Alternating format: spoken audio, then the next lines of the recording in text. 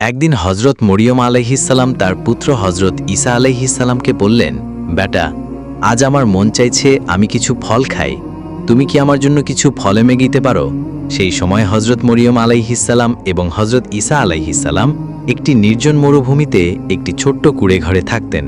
মায়ের আদেশ পালন করতে হজরত ঈসা আলাইহিসসালাম ফল আনতে বেরিয়ে পড়লেন এবং হজরত মরিয়ম আলাইহিসসালাম একা সেই কুঁড়ে ঘরে থাকলেন। এই সময় মালাকুল মউত হজরত আজরাইল আলাইহিসসালাম তার সামনে হাজির হলেন। তার ভয়ঙ্কর রূপ দেখে হজরত মরিয়ম আলাইহিসসালাম ভীত হয়ে পড়লেন এবং আতঙ্কিত হয়ে বললেন, আপনি কে এবং কি উদ্দেশ্যে এখানে এসেছেন? হজরত আজরাইল আলাইহিসসালাম বললেন, আমি আজরাইল, আল্লাহ তাআলার আদেশে আপনার রূহ কবজ করতে এসেছি। এই দুনিয়ায় আপনার নির্ধারিত সময় শেষ হয়েছে, এখন আপনাকে আখিরাতের সফরের জন্য প্রস্তুত হতে হবে। হজরত মরিয়ম আলাইহিসসালাম মালাকুল মউতের কথা শুনে বিষণ্ণ মুখে বলতে শুরু করলেন, এই মালাকুল মউত, আমাকে কিছু সময়ের অবকাশ দিন। আমি আমার প্রাণের চেয়েও প্রিয় পুত্রকে ফল আনতে পাঠিয়েছি, সে কিছুক্ষণের মধ্যে ফিরে আসবে। আমি এই দুনিয়া থেকে বিদায় নেওয়ার আগে শুধু একবার তাকে দেখতে চাই, তাকে বিদায় জানাতে চাই এবং যাওয়ার আগে তাকে কিছু উপদেশ দিতে চাই। যখন তিনি ফিরে আসবেন তখন আপনি আমার রূহ কবজ করতে পারেন। হজরত আজরাইল আলাইহিসসালাম বললেন, আমার এই কাজে এক মুহূর্তেরও বিলম্বের অনুমতি নেই। আল্লাহ রাব্বুল আলামিন প্রতিটি প্রাণীর জন্য মৃত্যুর একটি নির্ধারিত সময় নির্ধারণ করেছেন। প্রত্যেক ব্যক্তিকে ঠিক সেই সময়ে এই দুনিয়া থেকে চলে যেতে হয়, আমি তা এগিয়ে বা পিছিয়ে দিতে পারি না। আল্লাহ তাআলার আদেশ অনুযায়ী আমাকে এখনই এবং এই মুহূর্তে আপনার রূহ কবজ করতে হবে।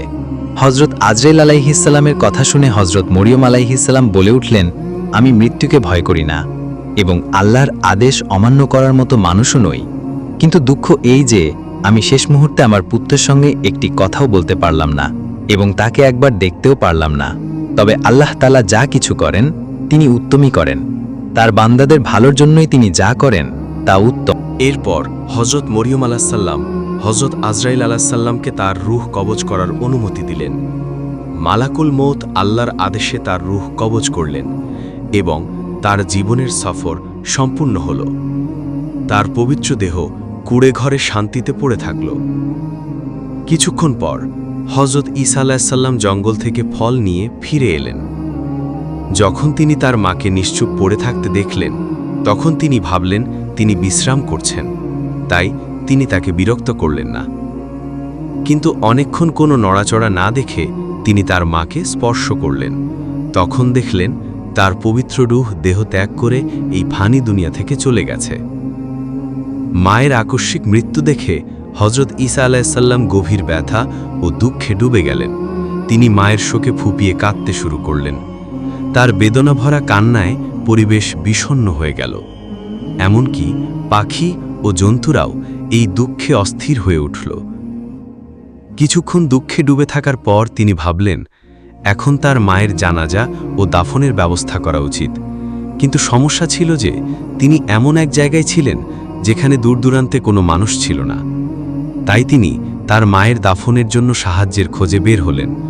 কিছু দূর যাওয়ার পর তার সাক্ষাৎ হল কিছু লোকের সঙ্গে যারা তার দিকে আসছিল।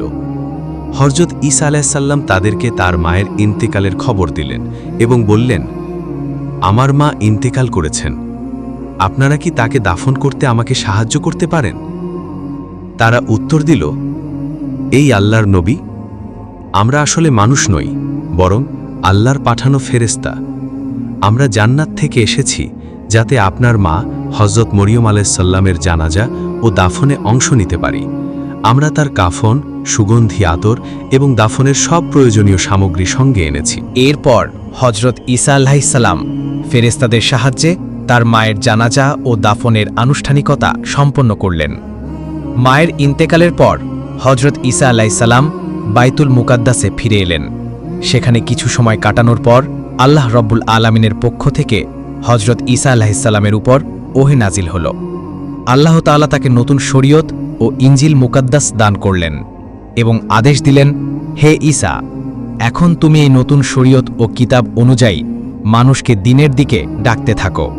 আল্লাহর এই আদেশ অনুযায়ী একদিন হজরত ঈসা আলাইহিসসালাম একটি বড় মজলিসে ভাষণ দিতে গিয়ে বললেন, হে আল্লাহর বান্দারা, আমার কাছে আল্লাহ তাআলার পক্ষ থেকে নতুন শরীয়ত ও নতুন কিতাব নাজিল হয়েছে।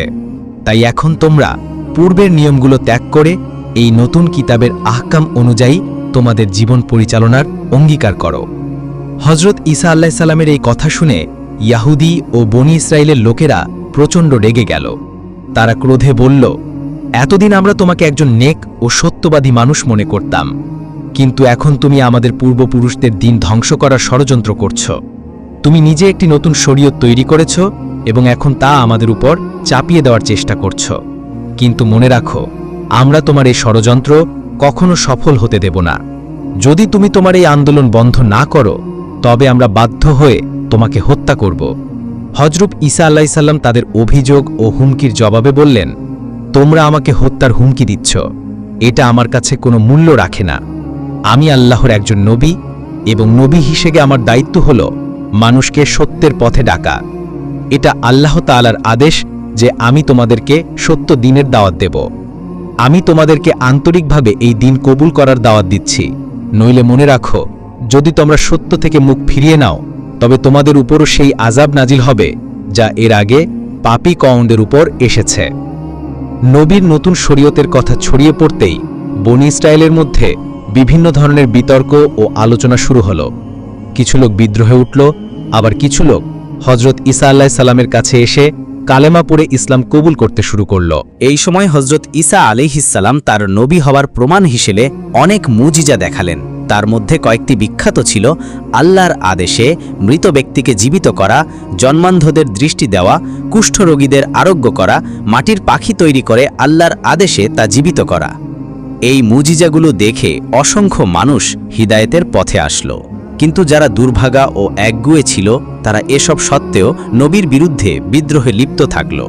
যখন নবীর শত্রু বনি ইসরায়েলের অবদ্ধ লোকেরা হজরত ঈসা আলাইহিস সালামকে হত্যার ষড়যন্ত্র করল, তখন তার বিশ্বাসী বনি ইসরায়েল অনুসারীরা তাদের মুখোমুখি হলেন এবং বললেন, তোমরা এর আগে হজরত জাকারিয়া আলাইহিস সালাম এবং হজরত ইয়াহিয়া আলাইহিস সালামকে হত্যা করেছ এবং এখন হজরত ঈসা আলাইহিস সালামকেও হত্যা করতে চাও। এটা তোমাদের কওমের জন্য একটি বিপজ্জনক ও গুরুতর কাজ। এই ষড়যন্ত্র থেকে ফিরে এসো। হজরত ঈসা আলাইহিস সালাম নিশ্চয়ই আল্লাহর একজন বিশেষ নবী। তিনি যে মুজিজাগুলো দেখিয়েছেন তা তার নবী হওয়ার জন্য যথেষ্ট প্রমাণ। তোমরা সত্য কবুল করো এবং এই অন্যায় থেকে তওবা করো। এইভাবে আরেক দিন হজরত ঈসা আলাইহিস সালাম একটি বড় মজলিসে উপস্থিত হলেন এবং বললেন, হে আল্লাহর বান্দারা, আল্লাহ তাআলা হজরত মুসা আলাইহিস সালামের উম্মতের জন্য শনিবারকে ইবাদতের দিন হিসেবে নির্ধারণ করেছিলেন এবং আমাকে আদেশ দিয়েছেন যে আমার উম্মতের জন্য রবিবার ইবাদতের দিন হবে। তাই সেই দিন সমস্ত দুনিয়াবী কাজ, ব্যবসা বাণিজ্য ত্যাগ করে শুধু আল্লাহ রব্বুল আলামিনের ইবাদত করো। সেই দিন আল্লাহর কিতাব তিলাওয়াত করো, মানুষকে নেকির আদেশ দাও এবং বুরাই থেকে বিরত রাখার চেষ্টা করো। দুনিয়াবী কাজে ব্যস্ত থেকে সেই দিনটি নষ্ট করো না, নইলে তোমরা আল্লাহ তাআলার অসন্তুষ্টির শিকার হতে পারো। হজরত ঈসা আলাইহিস সালাম আরও বললেন, হে বনি ইসরায়েলের লোকেরা, আমি তোমাদের একটি বড় সুসংবাদ দিতে চাই। আল্লাহ রব্বুল আলামিন আমার ওপর যে কিতাব নাজিল করেছেন, আমি তার শিক্ষাগুলো প্রতিষ্ঠার জন্য পুরো পরিচেষ্টা করব। কিন্তু মনে রাখো, আমার পরে আরেকজন মহান নবী আসবেন, যার নাম হবে হজরত মুহাম্মদ সাল্লাল্লাহু আলাইহি ওয়াসাল্লাম। তিনি এই বিশ্বের সবচেয়ে শ্রেষ্ঠ ও শেষ নবী হবেন। তোমাদের মধ্যে যদি কেউ তার জীবদ্দশায় তাকে পায়, তবে তৎক্ষণাৎ তার শিক্ষাগুলো কবুল করো এবং তার দ্বীন ও শরীয়ত গ্রহণ করো। যে ব্যক্তি এটা করবে, সে আল্লাহ নিকট সবচেয়ে সম্মানিত ও মর্যাদাবান হবে। প্রিয় বন্ধুরা, এই ভিডিওর পরবর্তী অংশ দেখতে আমাদের চ্যানেলটি সাবস্ক্রাইব করে রাখুন। ধন্যবাদ সবাইকে।